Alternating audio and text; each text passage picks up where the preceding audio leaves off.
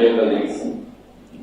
Today we have gathered over here to congratulate Dr. Uday Varunjikar. To be elected as the Vice Chairman of Bar Council of Maharashtra and Goa.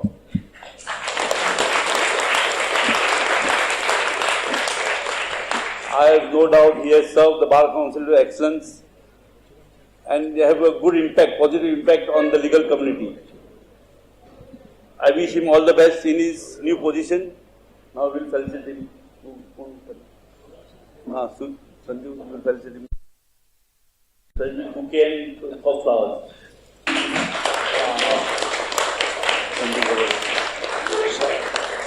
We'll also felicitate. Yeah. Now Varunjikar will speak few lines. बारचे अध्यक्ष, बाकी पदाधिकारी, आजचे प्रमुख वक्ते, गावभर सत्कार झाला तरी घरचा सत्कार फार महत्वाचा असतो.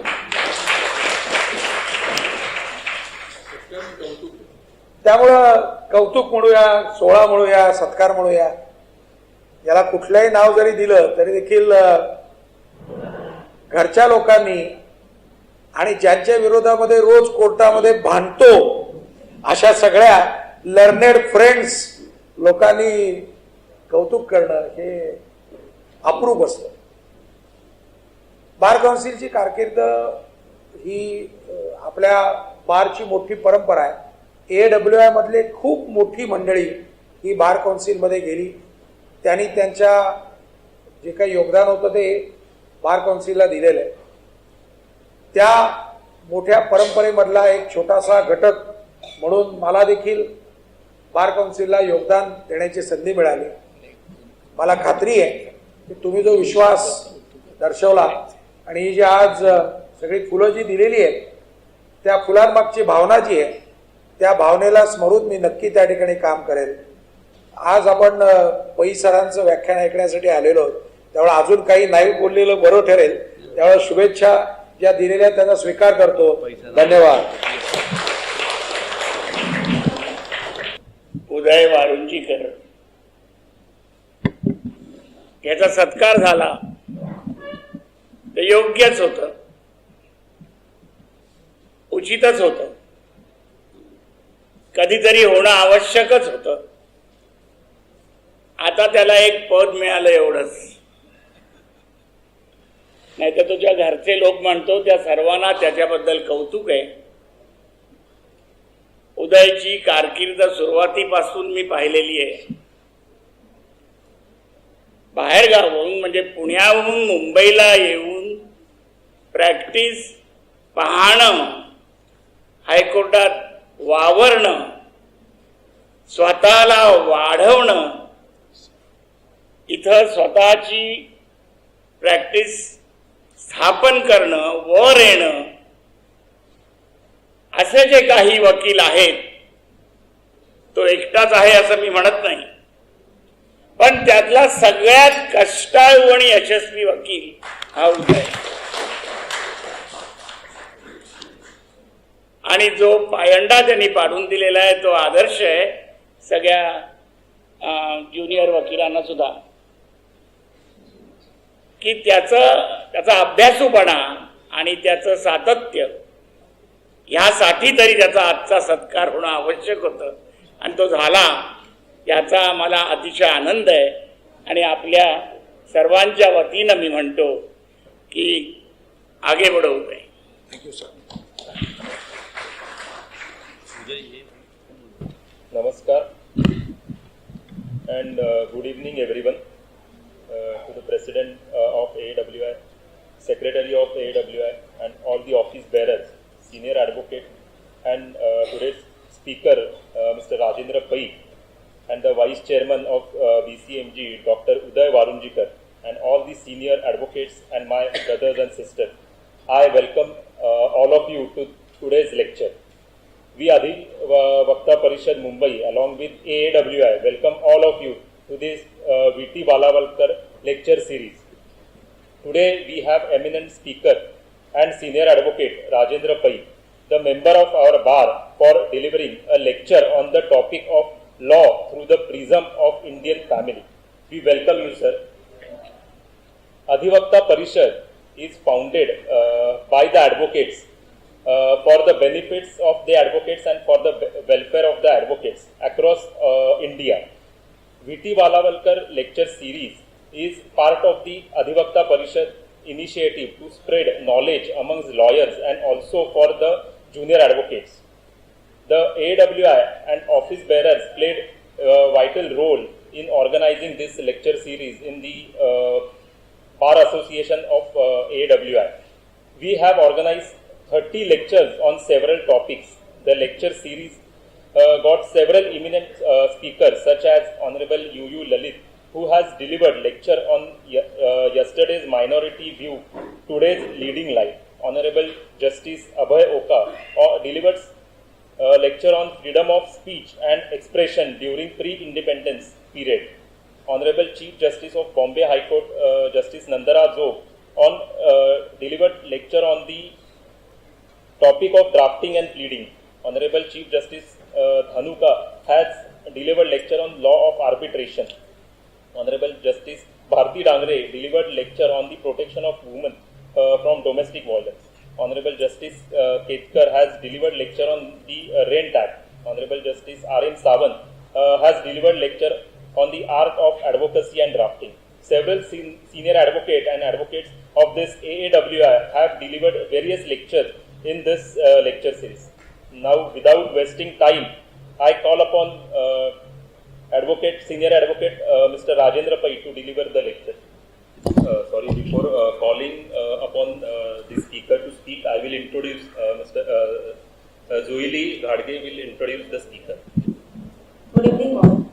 It is my pleasure to introduce the speaker. Good evening all. It is my pleasure to introduce our speaker for today's lecture, Senior Advocate Shri Rajendra Venkatesh Paiji. Mr. Rajendra Pai completed his BA in Psychology from Elphinstone College, Mumbai. He received Certificate of Merit in Marathi. Thereafter, he attended Bhavans College at Mumbai for Diploma in Journalism. Post that, he completed his LLB from New Law College, Mumbai. He began his career in November 1980.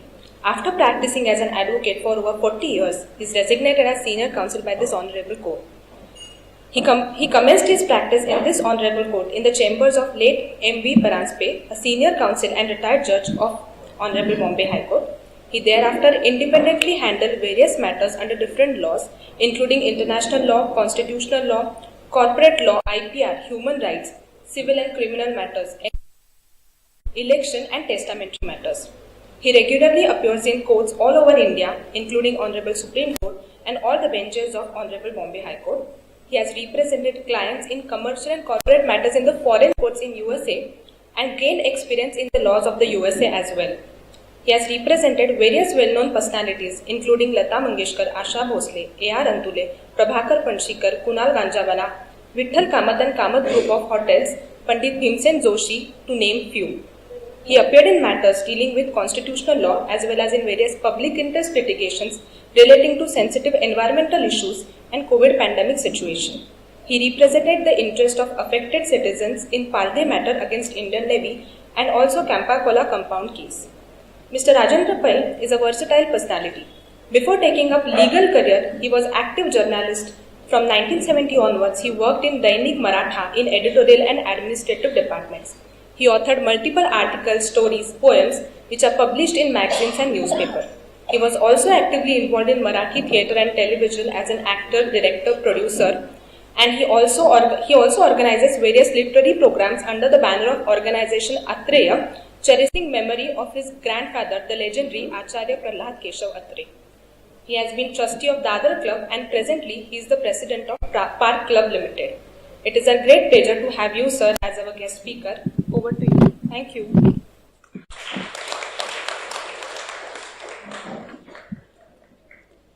Thanks really for kind but exaggerated introduction.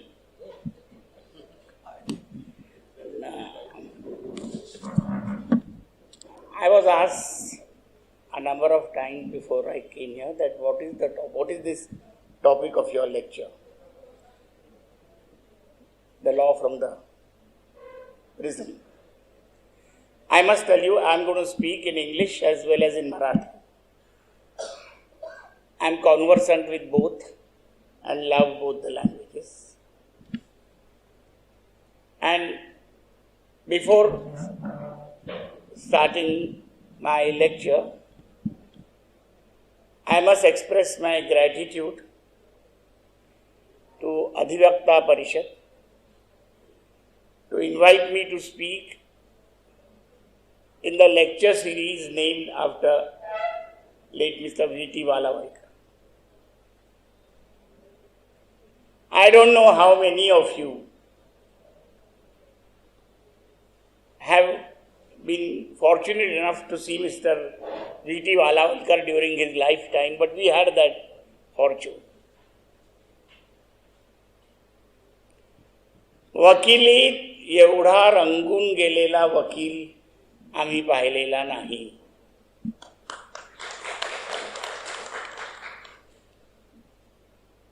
त्यांची एक आठवण आहे मला. म्हणजे सगळं ते वकिलीच्या prism मधनं बघत होते. त्यांना कोणीतरी विचारलं, कळलं का भाऊ, अमुक अमुक अमुक अमुक वाईट झालं हो तिथं, काय झालं, असं असं झालं, उद्या ऑपरेशन आहे. असं कुणापुढे? म्हणजे कोण करतंय नाही, बिफोर होम, इतकं त्यांचं वकिलीत ते रंगून गेले होते.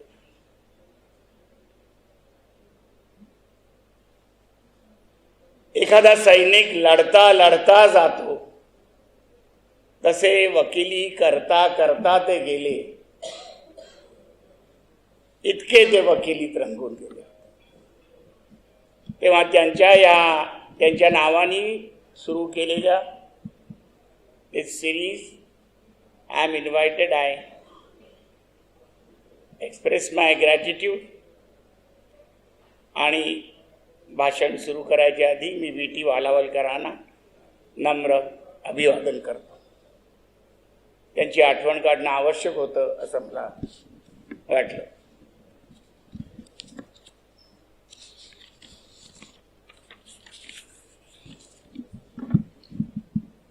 When I say that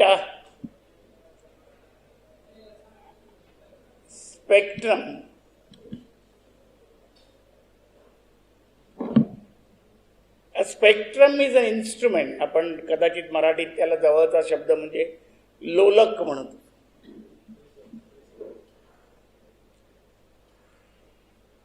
That prism is an instrument to perceive multifold, multicolored reflection and effect of the subject of law. That is my lecture today. In general, as well as special laws and other legal implications on the Indian family. When I say Indian family, I mean you, me, all. There may be Hindus, there may be Christians, there may be Parsis. Law engulfs all. So I have chosen certain topics which play a very crucial part in our personal life.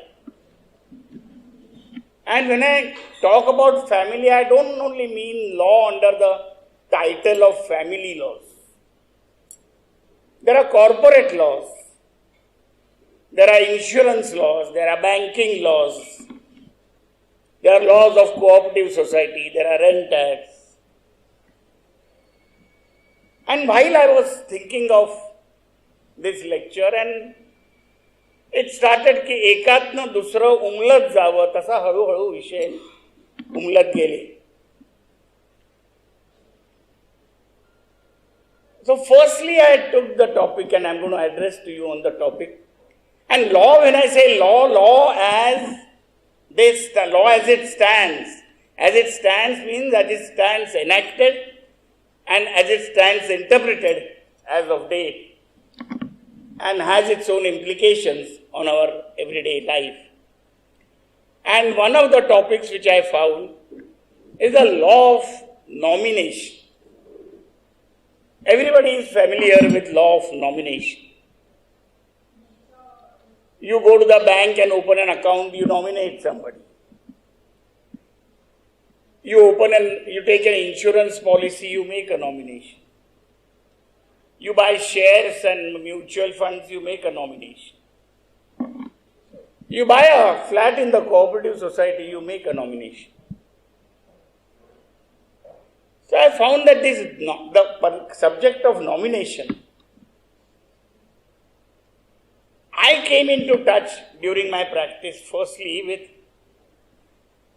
the law of nomination as it was known to the corporate sector, that is nomination under company law.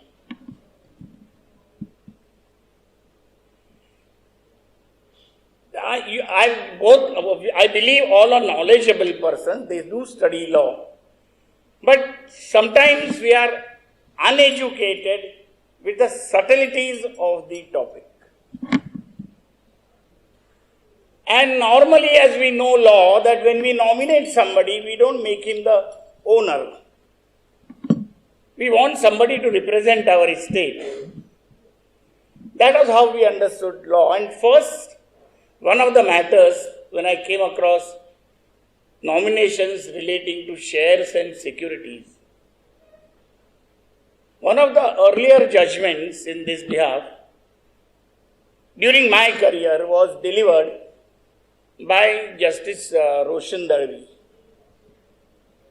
And under companies laws, when you nominate shares, it is Kokate versus Kokate, the name of the case. And she held that nomination under company law, under commercial law is different. It is absolute. It is a transfer. It lets the shares rest in the nominee, in spite of the fact there are other laws of succession. That was the first judgment I came across during my relation with these cases. That judgment was reversed in the sense it was held to be per incurium by our court in the matter of Sagavkar versus Sagavkar, which was the case that I had an occasion to handle. And a single judge, Justice Patel, who just retired, he said, no, it is not absolute. It doesn't vest the shares or securities in the nominee. It is not another mode of succession. It is only to give the company a quittance from yielding to the wishes of the deceased so that the estate goes into some hands who can deal with that estate, subject to the rights of the rightful heirs. That was affirmed by the division bench. That was affirmed by the Supreme Court. Now, Justice Patel of the High Court, while he was dealing, or even Justice Roshan Darvi, while they're dealing with 109A, Section 109A of the old Act, 1956 Act. Companies Act changed in 2013. An identical section, Section 72, was enacted structurally, and the language-wise it is the same, similar. While the Sagavkar matter went to the Supreme Court, when I say that even top people are legally uneducated, what Mr. Sagavkar did, Mr. Sagavkar, people may be knowing of Kal Nirnay calendar. He made a will. He gave his estate, he distributed his estate in his will. But on advice, he believed that once you nominate the shares, they get transferred to the nominees. So the shares did not find place in the will. Because he believed that that was a complete transfer, complete grant to the nominee, his mutual funds. He need not do it separately. That was claimed by the other people, saying that no, what you are given by the will, it's testamentary disposition, that amounts to transmission, this will not, and that was upheld. While Mr. Sagarkar and Percy Sagarkar matter was pending in the Supreme Court, and when I say legally uneducated, Raheja family, certain other families, Oswal family, their big shareholdings, the patriarch of the family, he nominated the shares in favor of the people he wanted to favor, whom he wanted to come in the company after his demise. And while that matter was pending, there came the judgment in Oswal versus Oswal of the Supreme Court, and the whole thing was reversed. And Supreme Court said that no, this is complete. This is irrespective of any testamentary document, testamentary deposition. It vests completely.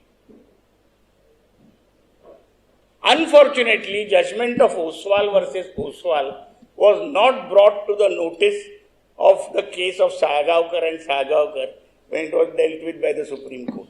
As a result, today there are two judgments of the Supreme Court. One says that the vesting is complete.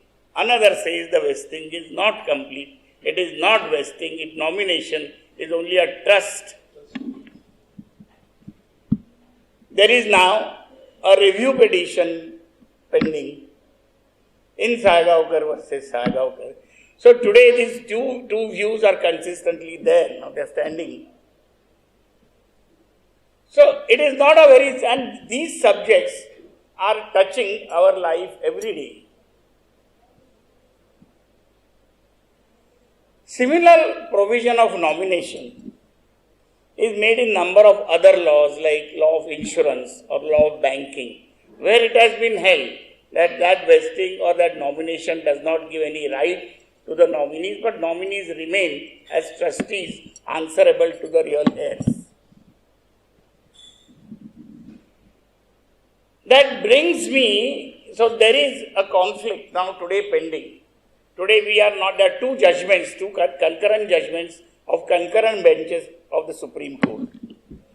So when you will be nominating your shares, which all of us deal with them every day. So please keep it in mind that the law of nomination is still not clear as far as interpreted by the Supreme Court. Share, securities, every mutual funds. Secondly, we thought the law as far as the cooperative societies is concerned is complete.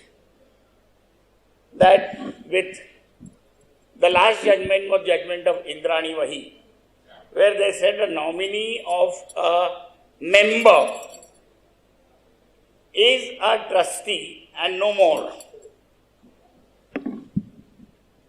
And that was interpreting similar provisions like our provisions under our Cooperative Societies Act, Section 30.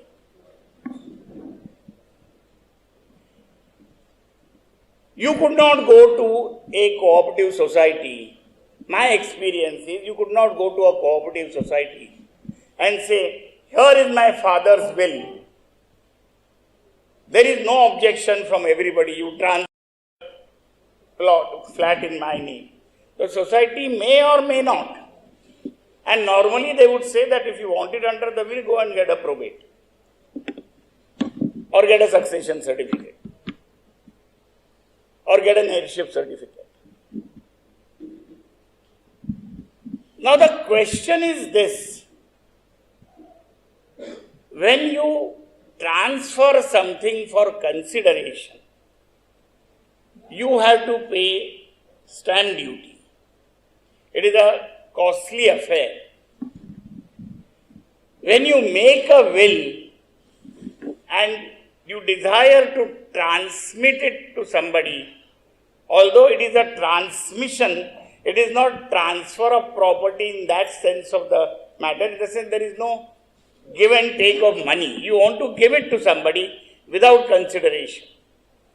But if you are required to take a probate, then of course, firstly you have to face the people who might challenge the will. Secondly, there is a lot of stamp duty involved, court fee involved, like a regular suit. Now, Cooperative Societies Act was amended in 2018, and a separate chapter has been introduced pertaining to cooperative housing societies.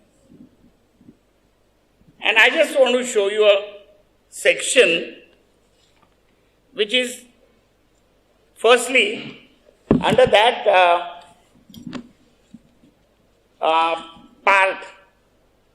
part starting with section 154, some of the provisions of general cooperative societies are made inapplicable to the housing society.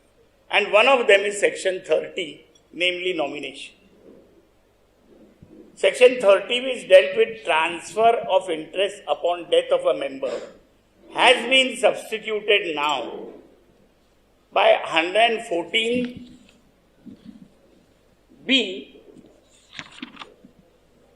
13. And now it includes that for the purpose of transfer of interest, even a will is permissible. Will has been defined that I will read 114B 13. On the death of a member of a society, the society shall transfer share, right, title and interest in the property of the deceased member in the society to a person or persons on the basis of testamentary documents or succession certificate or legal certificate or documents of family arrangement by the persons who are entitled to inherit the property of the deceased member or to a person duly nominated in accordance with the rules. If there is any dispute between the claimants, surely society will be justified in telling that you go and settle the disputes, and whoever is nominated, that we will take him as a provisional member. But otherwise, now the provision is made that if there is no dispute in respect of a will, you can go to the society and claim inheritance without asking for a probate, going to the court of probate. Even if there is a family arrangement, not that this was not permissible, but what was contemplated, that if nobody is coming forward, if the society, there is a dispute, and then the society could make its own inquiry and find out a person, whether he is the person eligible. If society finds it is not so, then tell them to go to the court and fight it out. But today, if you have a consensus in respect of your inheritance, by way of even a family arrangement or a will or any other testamentary document, you can go to the society and the society shall transfer. So these are the changes taking place on the subject of nomination. And I thought that I will bring it to the notice of the listeners that how the law is changing, how the law is being interpreted. Be aware of the law. When people come to me, let me tell you frankly, when people come to me about asking how to make a will, whether to make a will or not, my first advice normally to them is forget the will in today's society. You make a gift. जिवंत आहात तोपर्यंत मुक्त व्हा. The reason being, when you make a testamentary deposition, you are not taking any money in return. And that is the reason why when you make a gift to a family member, वरून खाली, खालून वर नाही, the gift tax, a stamp duty on the gift is exempted. While if you give them under the will, and if they have to go and file, there is a dispute and somebody has to file a probate, then the expenses are much more. All this is being perceived when the gift tax was exempted, because what you are actually doing, that before you give a gift after your demise, please do it during your lifetime, so everybody's money, time and energy is saved. So these are substitutes to nomination which are being introduced, and therefore I wanted to address you today on the law of nomination. In other matters, in the matters of insurance policy, in the matters of bank account, there are not yet changes which have come, and that nomination remains as if it's a nomination with tentacles, in the sense that nominee is only a trustee and he is answerable to the heirs of the deceased.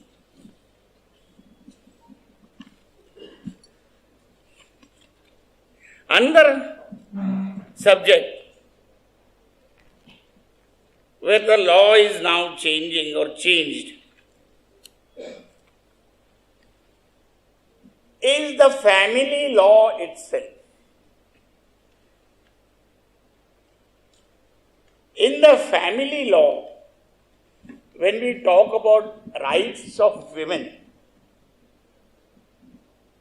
till the year 2005, rights of women qua their marital homes were governed only by known as preventive laws or prohibitive laws or criminal laws wherever she is harassed.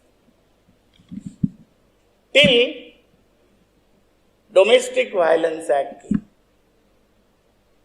If you see that even today, in any of the laws, there is no definition of a matrimonial home. And the rights of a woman, protections given to the woman qua the matrimonial home. There is no provision in law at all. Till in 2005, the Domestic Violence Act came. Still there was a dispute whether the woman will be entitled to same protection in respect of matrimonial home as a woman is entitled to under the concept of shared household. Now the Supreme Court has put that concept to rest and has said shared household is a matrimonial home for a woman, and there's a landmark judgment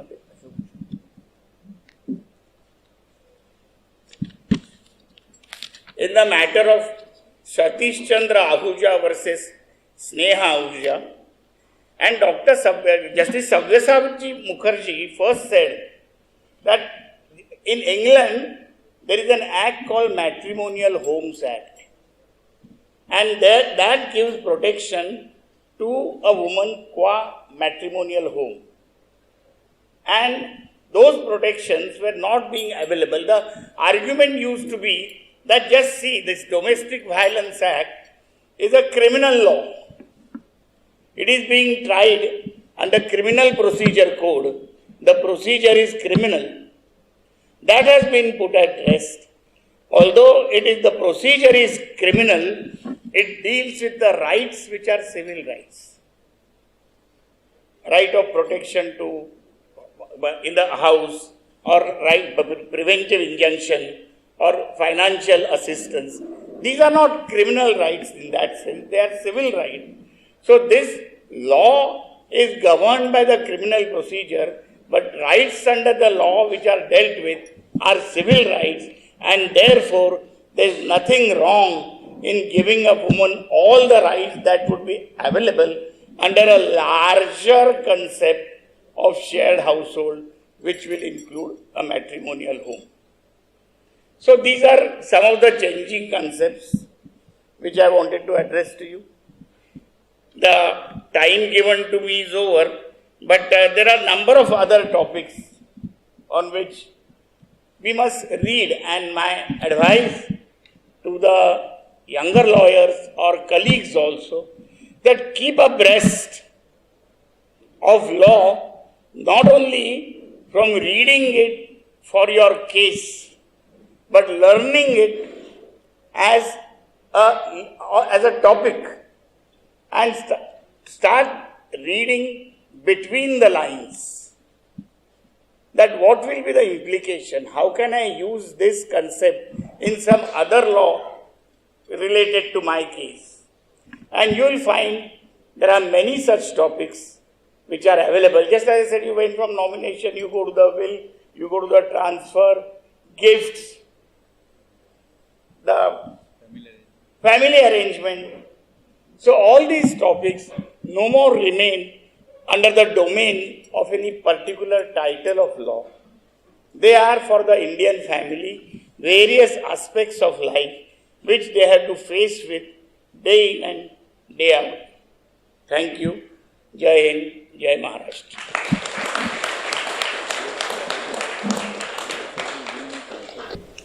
If anyone is having any question, kindly raise your hand and ask the question to the.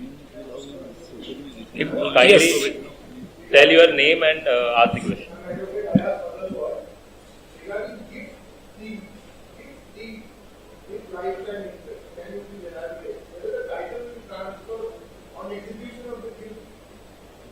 No, not on execution.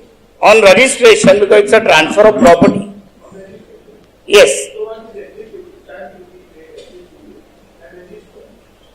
Now there is a condition of life insurance.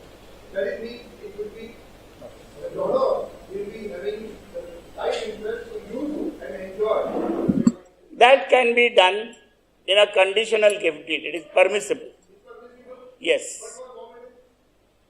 For Mohammedan, it may not be. Now, I will tell you, I was just telling you, it's one of the topics which one of the most discriminating act today that we are facing is Indian Succession Act.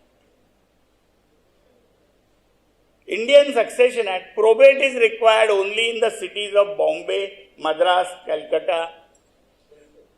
Probate is required only for certain communities, Hindus, Jains, Sikhs. But I will tell you, I'll show you one section which is so terrible. It applies only to Christians and Parsis. And I had an occasion, section 67. It does not apply to Hindus or other communities where under 57. Now section 67 says, the case was a father gifted all his property to his son because the daughters were estranged from the father. And the son and the daughter-in-law were taking care of the father. So normally, in normal course, very, very normally, father bequeathed all his properties to the son, and as there was nobody else, naturally the daughter-in-law was the attesting witness. As a result, the son lost all the property. Just read the section. A will shall, under section 67, a will shall not be deemed to be insufficiently attested by reason of any benefit thereby given, either by way of bequest or by way of appointment to any person attesting it, or to his or her wife or husband. So, by doing that, the will remains intact. But the bequest or appointment shall be void so far as it concerns the person so attesting, or the wife or the husband of such person, or any person claiming under either of them. So if my wife attests the will of my father, then I am out. Now this does not apply to Hindus. This applies only to Parsis and Christians. No, I mean that they will say unfortunately. It is discriminatory. Now, granting a you don't require probate in Pune, and 120 kilometers away you require probate in Bombay. Not in Thane. And probate is such a intricate and costly procedure that I don't know how the changes will come, but they are on the way. From what I know, there are petitions filed, there are discussions pending, because the common law is coming. Let us see. We are watching them. Anything else?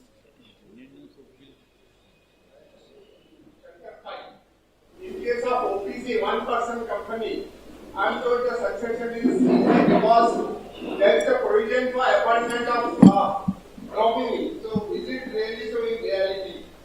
I didn't get your question. In case of OPC, one-person company, there is a provision for appointment of a nominee. And the nominee becomes the owner of the shares in one-person company.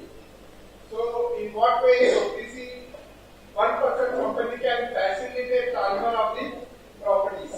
I have not come against OPC case yet. Is it governed by the Companies Act? Yes, it is OPC. I don't think so. It will be a proprietary concern. To my mind, it will be a proprietary concern.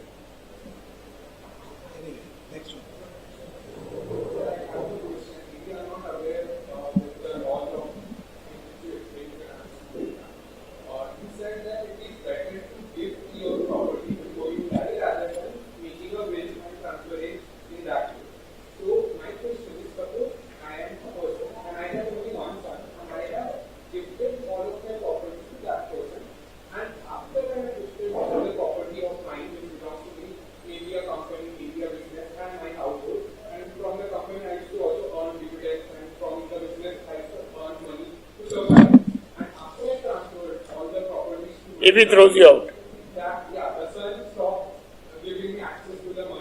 you can make a conditional gift and preserve your life interest. Yes.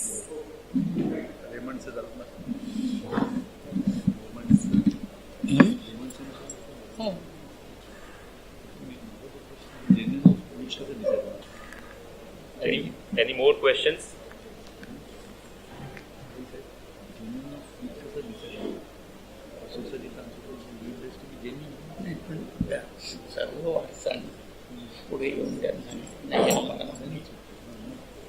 Then no probate.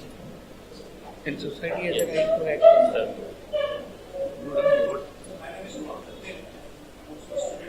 Sometimes, society sometimes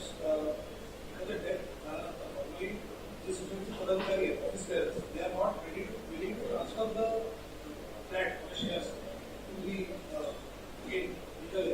They may be always sometimes because sometimes they with whatever intention or sometimes असं आलंय की मुद्दाम सांगतात की मुलं करत नाही bill असणार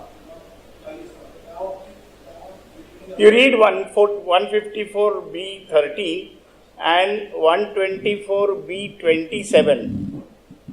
If the society, the words used in B14 are society shall do it. And if they don't do it, there is a revisional remedy given under 27. Just like the old act, but then the rights here will be governed not under old section 30, but 154B. There were also provisions under old section 30 model bylaws or rules, but there the whole inquiry was in the hands of the society. Here if you produce a will and all the heirs by consent say that we are not disputing the will, then the society shall transfer. If there is a dispute, of course, in any, then the society is helpless. But if there is no dispute, you need not go and seek a probate. the society will have to do it, otherwise it will be made to do it.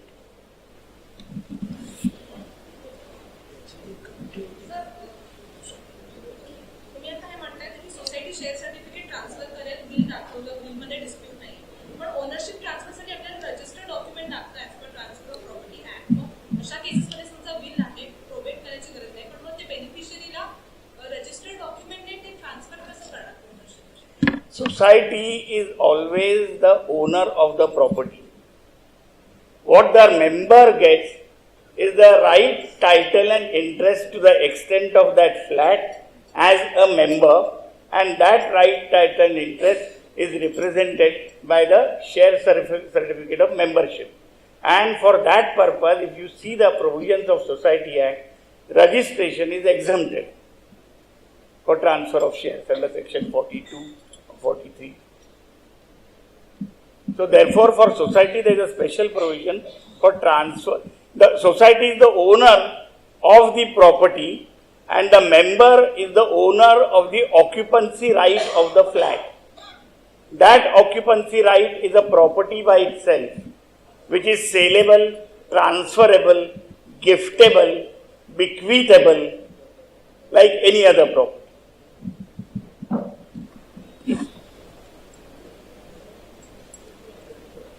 Any more questions? In case of land holdings in villages, most of the people land holdings in village, गावामध्ये प्रत्येकाच्या land बद्दल तक्रारी असतात फॅमिलीमध्ये. हे कसं avoid करता येईल? कशा प्रकारे सक्सेशन अवॉइड करता येईल? त्यांना शिक्षण देऊन आणि तक्रारी मारून तर काही करू शकत नाही. हे भांडू नको चुप बस रे. किंवा गावातल्या लोकांना इतर अधिक चांगले उद्योग देऊन भांडण्याशिवाय.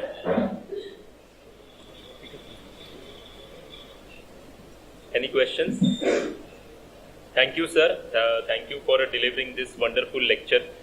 Now I call upon Prashant Redekar, the president of AAWI, to felicitate sir.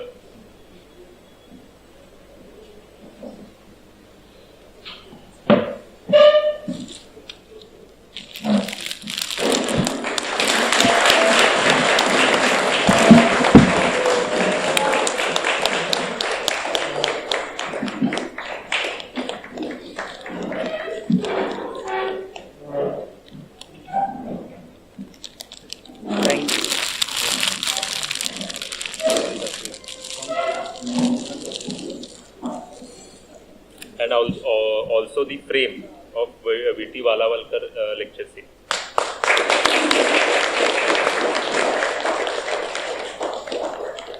This is more precious to me than the bouquet.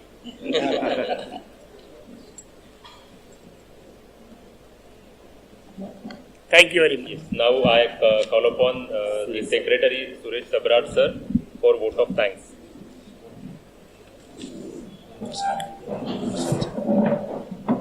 I convey my heartfelt gratitude. I convey my heartfelt gratitude to our esteemed speaker for meticulously enlightening us on different aspects of family law and addressing various queries raised by the members of the audience. I also express my heartfelt appreciation to the entire team of Advocates Association of Western India and Adhivakta Parishad for organizing this lecture, and to each one of us present here today. We are happy to hold such executive lecture in future also. Thank you very much.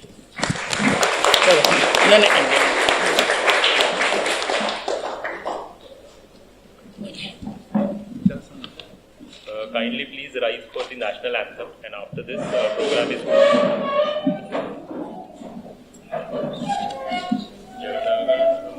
अधिनायक जय हे भारत भाग्य विधाता, पंजाब सिंध गुजरात मराठा द्राविड उत्कल बंग, विंध्य हिमाचल यमुना गंगा उच्चल जलधि तरंग, तव शुभ नामे जागे, तव शुभ आशीष मागे, गाए तव जय गाथा, जन गण मंगलदायक जय हे भारत